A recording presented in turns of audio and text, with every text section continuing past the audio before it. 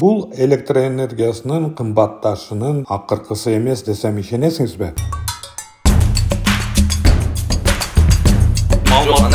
Өзүнүлөрүнүн чындыгын деле таң калып элечи. Эмнени келип атат? Бул деле кредитке жатат да.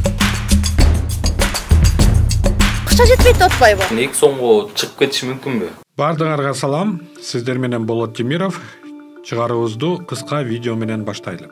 Өндүрүү, берүү жана бөлүштүрүү процессинде электр энергиясынын реалдуу баасы 2 эсеге өссө, бүгүнкү күндө тариф 77 тыйынды түзөт. Бул реалдуу нарктан 3төн 1 эсе төмөн. Мына ушундай ролик энергетика министрлигинин Facebook баракчасында пайда болгон. Бирок бул ролик талкууга түшөрү менен дароо социалдык тармактардан өчүрүлгөн. Бул ролик калкты эмнеге даярдап жатканы жашыруун эмес. Январдын аягында Садыр Жапаров май айынан тартып тарифтердин 1 киловатты 1 сомго чейин көтөрүлөрүн билдирген. Бул электр энергиясынын кымбатташынын акыркысы эмес, баары 1 сом менен чектелбейт. Ал жөнүндө кийинчерээк сөздү ЛТРдин поликлиника басылмасынын үстүнө берген доосунан баштайлы. 31 январында ЛТР ушул билдирүү жарыялады. Садыр Жапаровдун убагында электр тармагына 1 сомда карыз алынган эмес. ЛТРдин журналисти жалпысынан өлкө бул убакыт аралыгында энергетика тармагына насыя алган эмес деп айтып жаткансыйт. Поликлиника басылмасы жана биздин мурдагы Темиров Лайфта иштеген Тыныстан Асыпбеков ачык маалымат боюнча муну четке какты. Ал үчүн ЛТР аларды сотко берген. Басылмага 10 миллион, Тыныстанга 3 миллион. Поликлиника жалган тактабаган маалыматтарды тараткан үчүн кечирим сурайт деп күтөбүз. Болбосо ЛТР каналынын кадыр баркына шек келтирген үчүн сотко берүүгө даярбыз. Адилеттүү сотто ЛТР утулуп калмак деп алдын ала айталам. Финансы министрлигинин бөлүм башчысынын сөздөрү да эске алынмак эмес. Анын сөздөрүн ЛТР өзүнүн айтканы туура деп келтирип жатат. Ушул аталган 466 миллион доллар болсо, чет өлкөлүк кредиттер бул мурунку президенттер убагында кол коюлган келишимдер боюнча алынган каражаттар. Бирок биз ЛТР да каржы бөлүмүнүн башчысы да эсепке албаган кредитти таптык. Дүйнөлүк банктын сайтынан таптык. Кыргызстанга 25 миллион доллар насыя 22 жылдын 22 июнда жактырылган. ЛТРдин берүүсү эфирге 23 жылдын 31 январында чыккан.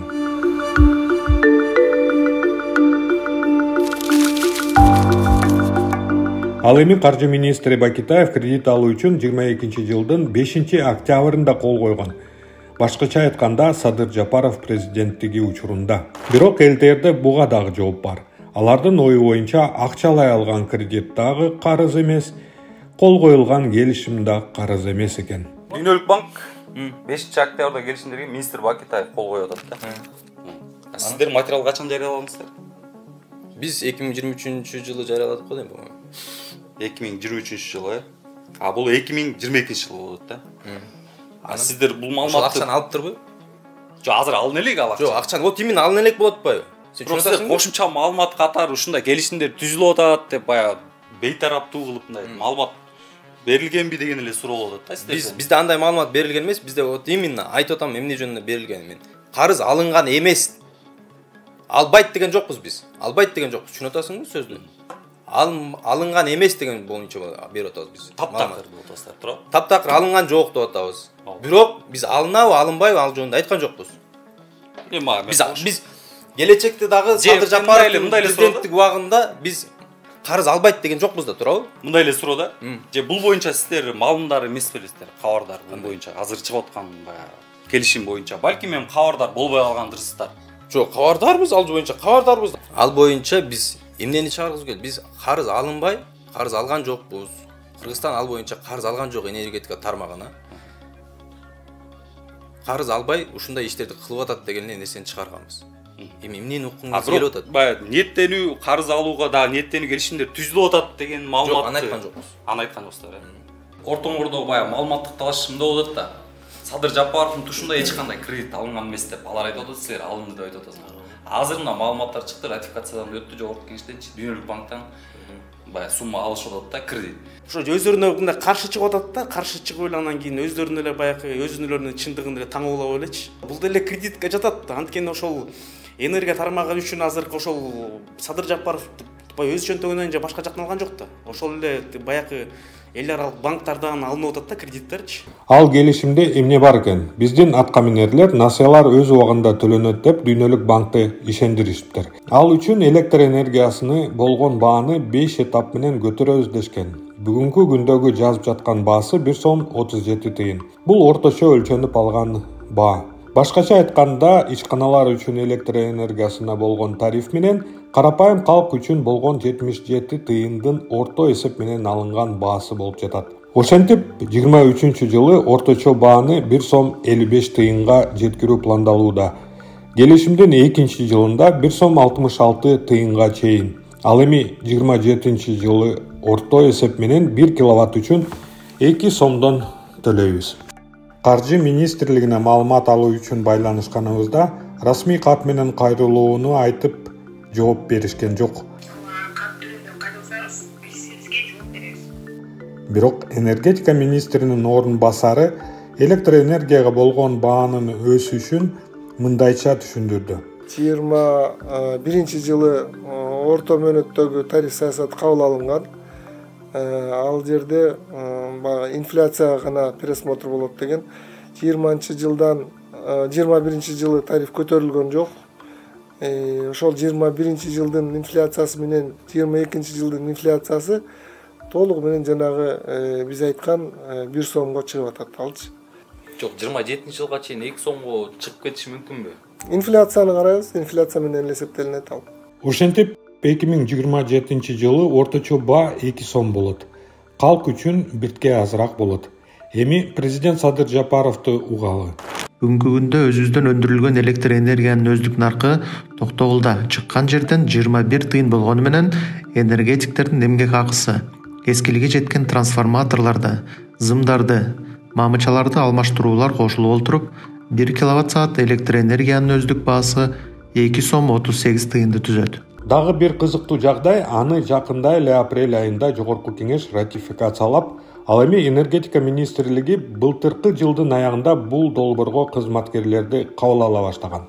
Негизи бул өкмөттүн 19-жылдагы 232 токтом менен жөндөтүлөт да бул иштерчи. Анда айтылат, что исполнительное агентство до вступления в силу соглашения о финансировании вправе проводить работу создания отдела реализации проекта или группы реализации проекта депчи. Бул жерден бул биринчи жарыялаганыбыз, биз бул акылдуу эсептегичтер бизге өтө муктажбыз. Булардын ишке киргизгени ошон үчүн биз шаштык да, муну эртерээк бүтүрүп алып туруп, батыраак проектти реализацияга өтсөк деген. Анан Темирдин банк менен ошондой сүйлөшүлгөн. Алардын өздөрү ошо сунуштаганда бизге ушул оопту эртерээк түзүп, закупщиктериңерди растап, алар жумушун алып бара берсин. Эми ратификация болгондо силер уже группаңар бар болуп калат. 2 ай, 3 ай айлыгы жок иштеп турганга макул боло турган болсо, биз эми ачылгандан кийин, финансирование ачылгандан кийин бардыгын төлөп беребиз деп макулдашылган болчу. Кыргызстандын энергетика тармагын насыя алууну улантууда жана дагы деле чукурдан чыга албай жатат. Ал эми аткаминерлер бааны көтөрүү боюнча кезектеги пиар компаниясынын даярдап жатышат. Бирок эфирдин башында айтылгандай, фальстарт болуп кетти. Роликти азырынча өчүрүштү. Мындайды бир жерде буга чейин эле көргөнбүз.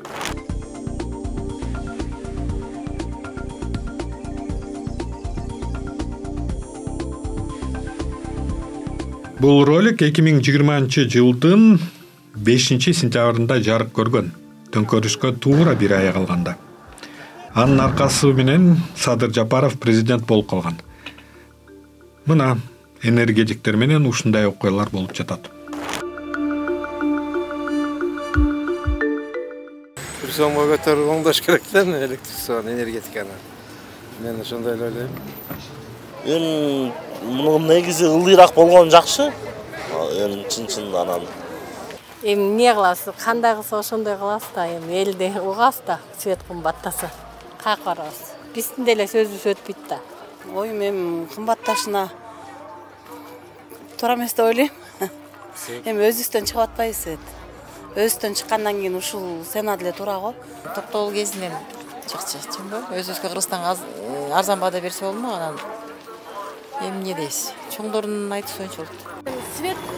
Свет кымбат болгону менен кымбаттатпаса тиги шаймандарды алмаштырганга акча жетпейт деп атпайбы? Ошого туура эле да, эми башка жакта кымбат, бизде эле арзан болуп атат деп айтып атпайбы? Анан эмне кылабыз?